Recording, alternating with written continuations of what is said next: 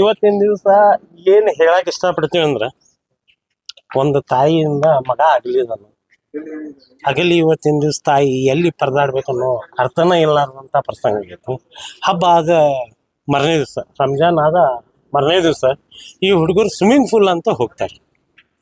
Swimming ಪೂಲಿಗೆ ಹೋದಾಗ ಈ ಹುಡುಗರಲ್ಲಿ ಕೆಲವೊಬ್ಬರು ಡ್ರಿಂಕ್ಸ್ ಮಾಡೋರು ಅದ. ಆ ಹುಡುಗರು ಹೋಗಿ ಬಾಜು ಸ್ವಿಮ್ಮಿಂಗ್ ಪೂಲ್ ಬಾಜುನೇ ಡ್ರಿಂಕ್ಸಿನ ಅಂಗಡಿ ಐತಿ. ಆ ಅಂಗಡಿಯಾಗ ಡ್ರಿಂಕ್ಸ್ ಮಾಡೋ ಹೊತ್ನ್ಯಾಗ ಸಣ್ಣ ಪುಟ್ಟ ಗಲಾಟೆಯಲ್ಲಿ ಬರೀ ತಕರಾರಾಗಿದ್ದ ಕಾರಣಕ್ಕಾಗಿ ಅಲ್ಲಿ ಇರುವಂತ ಒಂದು 7ರಿಂದ 8 ಜನ ಸೇರ್ಕೊಂಡು ಅಲ್ಲಿ ಸೆಂಟ್ರಿಂಗ್ ಕಟ್ಟಿಗೆಗಳನ್ನು ತಗೊಂಡು ಆ ಹುಡುಗರ ತಲೆ ಮೇಲೆ ಹೊಡಿತಾರೆ. ಅದನ್ನ ನಿಮ್ಮ ಮಾಧ್ಯಮದ CCTVಯಲ್ಲಿ ನೋಡಿದೆ, ತೋರಿಸಿದಿರಿ ತಾವು. ಇವತ್ತಿನ ದಿವಸ ಪ್ರಸಂಗ ಹಿಂಗಾಗೈತಿ. ತಾಯಿಯಿಂದ ಏನು ಮಗ ಆಗ್ಲಿದಾನ, ಅದಕ್ಕೆ ಜಾತಿ ಭೇದ ಭಾವ ತರಲಾರ್ದಂಗ ಇವತ್ತಿನ ದಿವಸ ಆ ಹುಡುಗಿಯನ್ನ ಜೀವ ಕಳ್ಕೊಂಡಿದಾನ, ಅಂಥವ್ರನ್ನ ಅರೆಸ್ಟ್ ಮಾಡೋದು ಬಿಟ್ಟು ಇನ್ನೊಬ್ಬನ ಬಿಟ್ಟು. ಅರೆಸ್ಟ್ನು ಯಾವಾಗ ಮಾಡ್ತಾರೆ ಅಂದ್ರೆ ಬಹಳ ಟೈಮ್ ದಾಟಿದ ನಂತರ ಅರೆಸ್ಟ್ ಮಾಡ್ತಾರೆ. ಅವ್ನಿಗೆ ಯಾಕೆ ಬಿಡ್ತಾರೆ ಅನ್ನೋದು ಅರ್ಥ ಆಗ್ತದೆ. ಯಾಕಂದ್ರೆ ಇಷ್ಟು ಸೀರಿಯಸ್ ಆದ ನಂತರ ಇನ್ನು 2 ಹುಡುಗರಿಗೆ ಹೊಡೆತ ಬಿದ್ದಾಗ ಒಬ್ಬ ಹುಡುಗನಿಗೆ ಏನು ಜಾಸ್ತಿ ಹೊಡೆತ ಬಿದ್ದಿದೆ ಅವ್ನ ಜೀವ.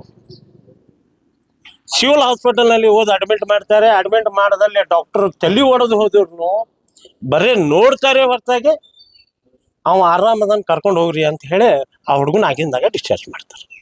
ಡಿಸ್ಚಾರ್ಜ್ ಮಾಡಿದ ನಂತರ ಆ ಹುಡುಗನ ಮನೆಗೆ ತೊಗೊಂಡು ಬರ್ತಾರೆ. ತೊಗೊಂಡು ಬಂದ ನಂತರ ಆ ಹುಡುಗ ಸೀರಿಯಸ್ ಆದ ನಂತರ ಇವ್ರು ತೊಗೊಂಡು ಬಂದು ಇಲ್ಲಿ ಅಡ್ಮಿಟ್ ಮಾಡಿದ್ದು ನಮಗೂ ಗೊತ್ತಿಲ್ಲ.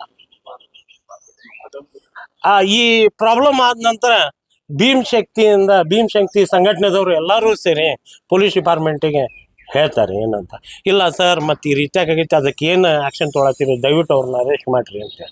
ಭೀಮ್ ಶಕ್ತಿ ಇದಕ್ಕೆ ಬೆಂಬಲ ನೀಡೈತಿ, ಮತ್ತು ಈಗೂ ಭೀಮ್ ಶಕ್ತಿ ಬೆಂಬಲ ನೀಡ್ತಾ ಇದೆ.